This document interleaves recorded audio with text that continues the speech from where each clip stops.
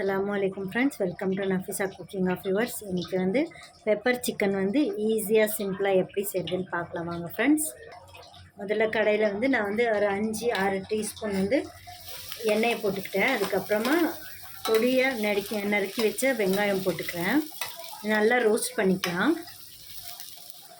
பாருங்கள் ஃப்ரெண்ட்ஸ், வெங்காயம் நல்லா ரோஸ்ட் ஆகிடுச்சு. இப்போ இதிலே வந்து நான் வந்து இஞ்சி பூண்டு விழுது சேர்த்துக்கிறேன் 1 ஸ்பூன்னு.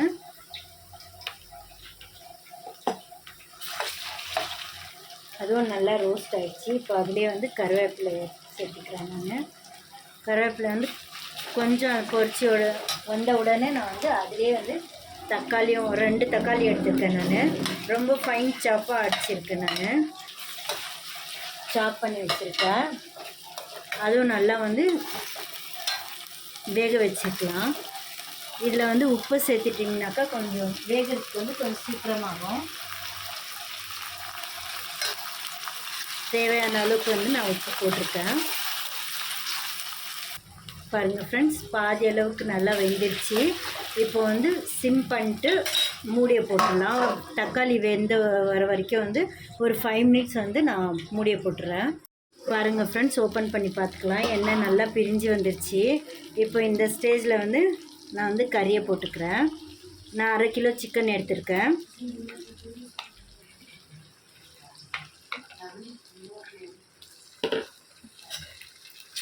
ஸோ இது வந்து நல்லா இதிலே வந்து நான் எதுவுமே ஸ்பைசஸ் சேர்க்கல. அது வந்து தனியாக வறுத்துக்கலாம் ஸ்பைசஸ் எல்லாமே. பாருங்கள் ஃப்ரெண்ட்ஸ், எண்ணெய் நல்லா சோக் பண்ணிட்டேன். எண்ணெய் நல்லா வந்து ட்ரை ஆகிடுச்சு. எல்லா தண்ணியும் ட்ரை ஆகிடுச்சு இதோட. இப்போ வந்து இதில் வந்து கொஞ்சம் வேகிறதுக்கு வந்து தண்ணியை ஊற்றிக்கலாம்.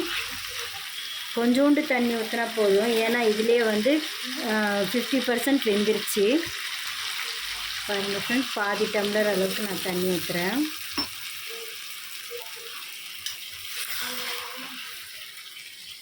ரொம்ப ஈஸி இது, சூப்பராக இருக்கும், டேஸ்ட்டாக இருக்கும். நீங்கள் ஒரு வாட்டி செஞ்சு பார்த்துட்டு எனக்கு வந்து கமெண்ட் நீங்களே பண்ணுவீங்க. பாருங்கள், இது செஞ்சு பார்த்துட்டு அவ்வளோ சூப்பராக இருக்கும். வாங்க ஃப்ரெண்ட்ஸ், ஓப்பன் பண்ணி பார்த்துக்கலாம். நல்லா குக் ஆகிடுச்சு. தண்ணி எல்லாமே வந்து சோக் ஆகிடுச்சு. இப்போ வந்து இது தனியாக எடுத்து வச்சுட்டு இதுக்கு வந்து மசாலா வந்து ரெடி பண்ணிக்கலாம். பாருங்கள் ஃப்ரெண்ட்ஸ், நான் ஒரு சின்ன பேன் வச்சுட்டேன். அதில் வந்து மிளகாய் வந்து போட்டிருக்கேன் 1 ஸ்பூன்னு. அதுக்கப்புறமா வந்து ஜீரகம் 1 ஸ்பூன் போட்டிருக்கேன். அதுக்கப்புறமா பட்டை, லவங்கம், அதுக்கப்புறமா இது சின்ன அன்னாசி பூ வந்து சின்னதாக போட்டிருக்கேன். உங்கள்கிட்ட சின்னது இல்லைன்னாக்கா அதுலேயே வந்து ஒரு இலை மட்டும் எடுத்து போட்டுக்கோங்க. அதுக்கப்புறமா காஞ்ச மிளகாய் 1, அதுக்கப்புறமா 4 லவங்கம், அதுக்கப்புறமா வந்து ஒரு ஸ்பூன் வந்து சோம்பு. இது எல்லாமே வந்து நல்லா ட்ரை ரோஸ்ட்டாக பண்ணிக்கலாம். பாருங்கள் ஃப்ரெண்ட்ஸ், எல்லாமே வந்து சும்மா லைட் ரோஸ்ட்டாக பண்ணிட்டேன். இப்போ வந்து ஸ்டவ்வை ஆஃப் பண்ணிட்டு இதை வந்து மிக்ஸி ஜாருக்கு மாற்றிக்கலாம். பாருங்கள் ஃப்ரெண்ட்ஸ், அதுக்கப்புறமா வந்து இது எல்லாம் அரைச்ச வச்ச எல்லா மசாலாவையும் போட்டுக்கலாம்.